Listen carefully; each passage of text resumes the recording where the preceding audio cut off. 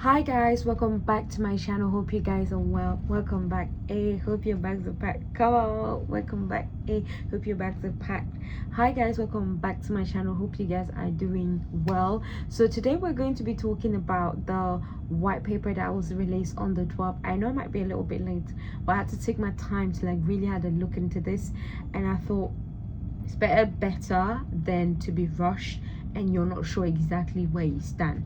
For those of you who are in the back or who have been living on the rock, or you just don't care or it doesn't concern, sorry, basically it's just UK's government release of like 80 pages a blueprint on how they're going to toughen up immigration rules, because basically they believe that there's a lot of they don't believe there's been known to be a lot of illegal immigration into the UK.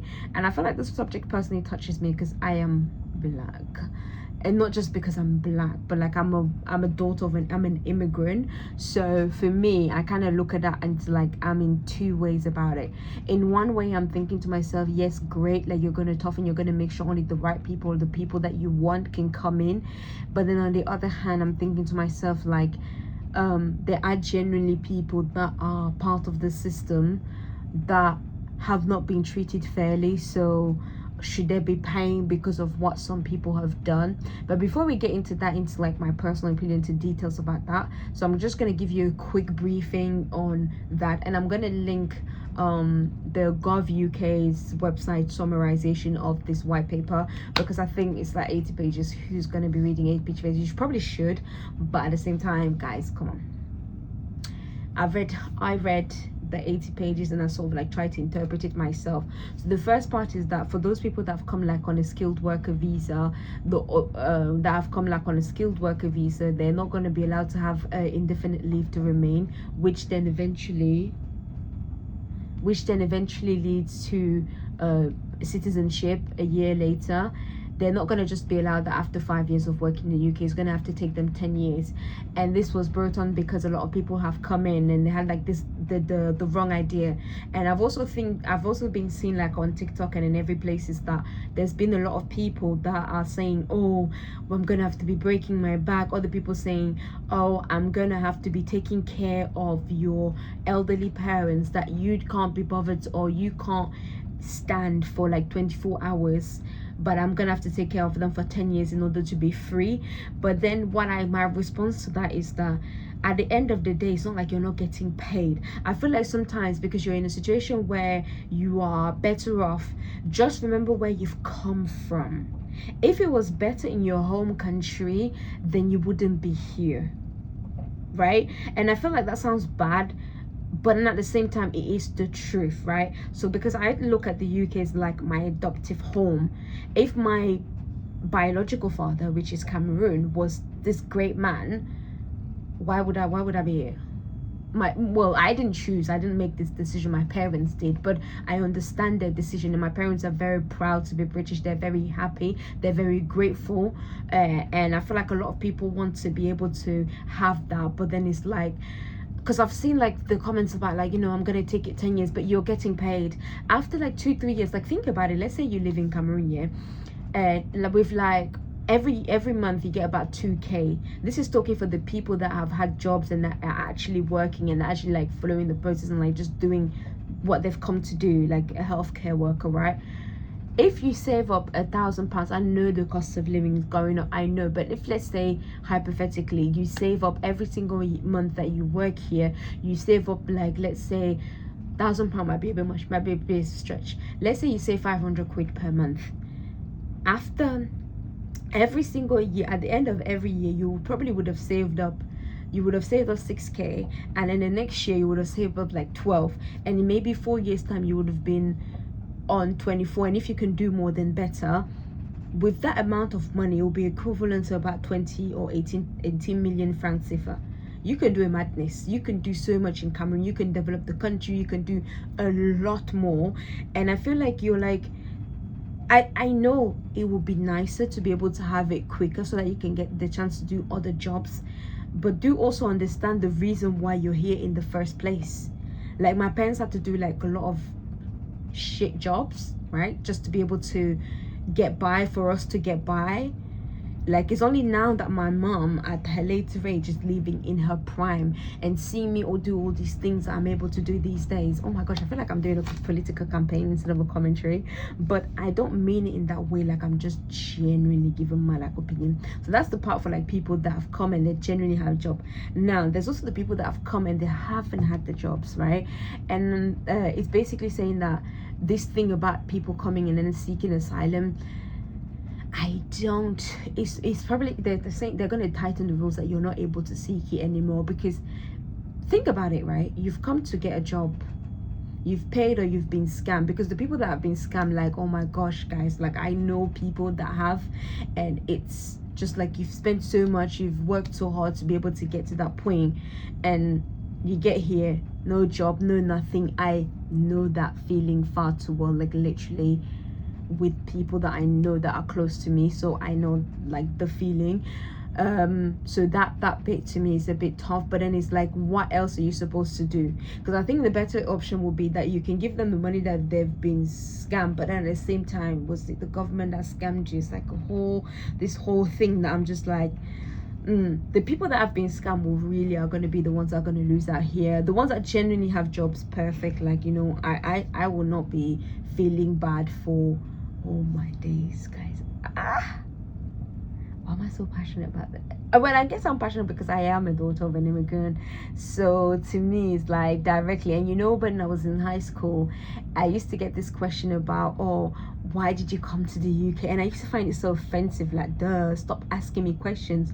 And I think also it was because that time I wasn't so proud of myself of being Cameroonian and also being British at the same time. I wasn't kind of proud of that dual identity.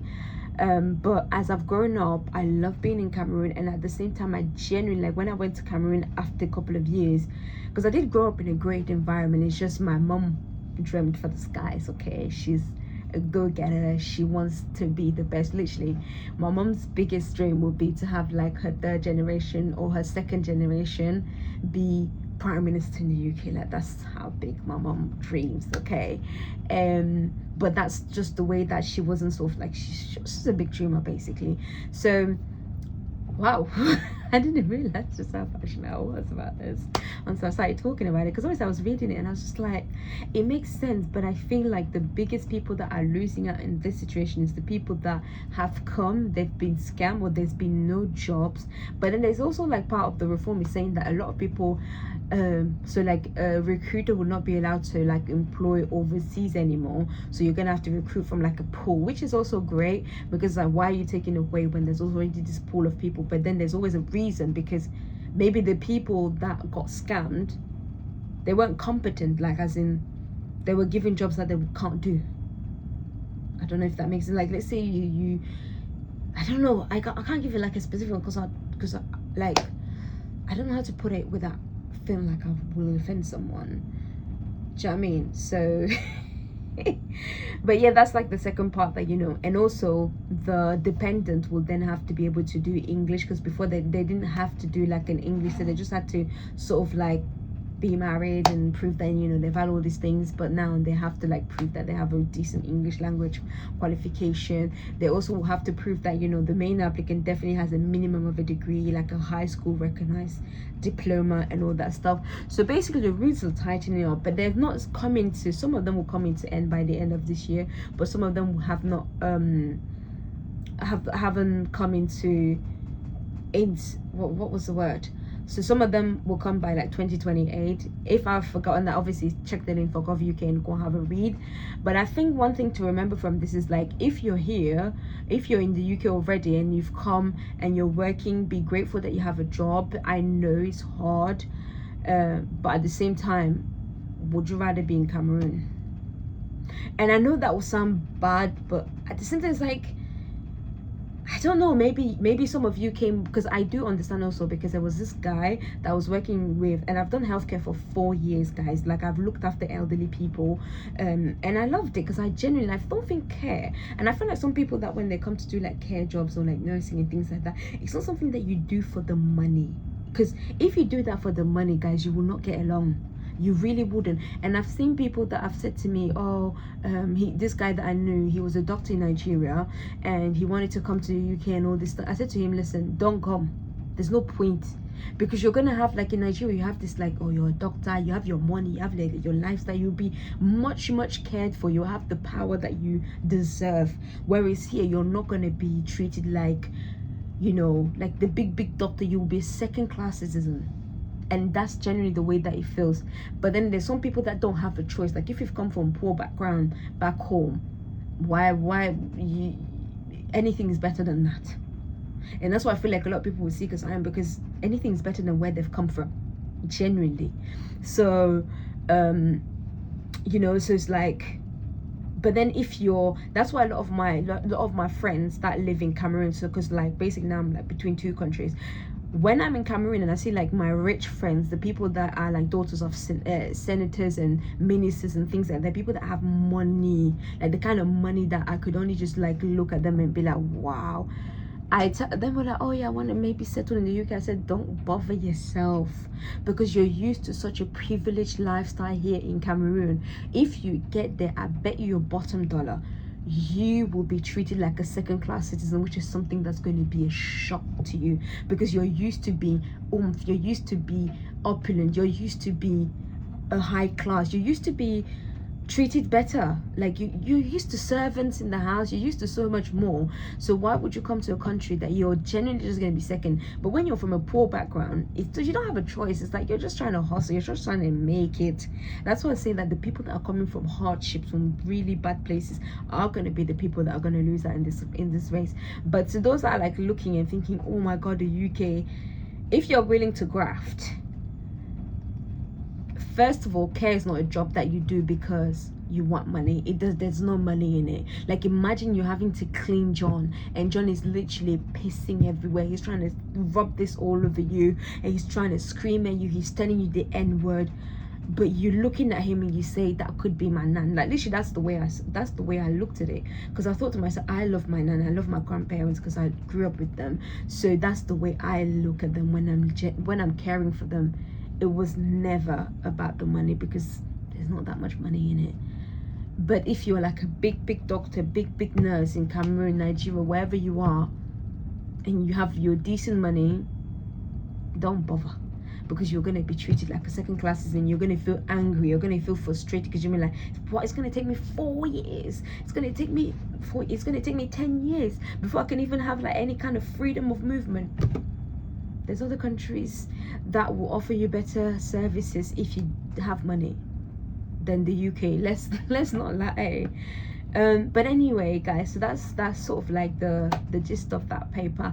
And the cost of living, because the cost of it has gone up as well, because they said that, you know, like healthcare didn't used to, and some of the priority list of jobs didn't used to have to pay the same fee that let's say someone's coming like as a shop supervisor versus someone that's coming as a healthcare worker. They weren't going to pay the same fee, but now they are.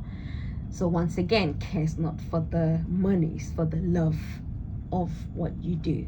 But then also sometimes I also understand, because domiciliary care, you spend the whole day, and I feel like that's one thing that I was looking forward to, having something put in for the dorm workers, because you will spend the whole day roaming around the city center, roaming around one town, only to get paid for 2 hours. How are you going to feed your family on £20 per day? You can't, because you can't live in the UK, but at the same time you can't go back home because you've come from a place that's worse. So it's like, what to do? Where can I stay? That's kind of like where I feel like I was hoping that they would address that for dorm workers, for example, because that's where the lack seems to be. Because I did dorm for like 6 months, and I couldn't hack it, because why? And I didn't even drive. Imagine those people that drive. My god, I will catch bus, go from Dorothy's house to John's place. It will take me about 30 minutes, get there, get him his breakfast or whatever, then go only to find out that I'm gonna get paid for like 2 hours for that day. They'll be like, oh no, you've only spent like 5 minutes from here. What about my transport to go from A to B? Because they don't pay for that. How can you hack it? You can't. Because domiciliary care providers out here, like, it's just, You can't genuinely hack it. That's the problem, because all the other jobs, like, it makes sense. Like, if you're coming as like a baker, you have a fixed hours, you know, for sure. But to me, where I felt like the accent should have been put is like the dorm workers, because you guys, it's like you sat in the office and thought, oh, this is, how about the domiciliary workers? Like, they need to have like a minimum, no matter how much they've spent there, there's like a minimum cost. The cost of living is going up all the time, but there should be like a minimum. And I feel like you have to really have done this job to truly understand, guys. Like, you're going from people's house to people's houses, and most of the time the houses are like a freaking great circle.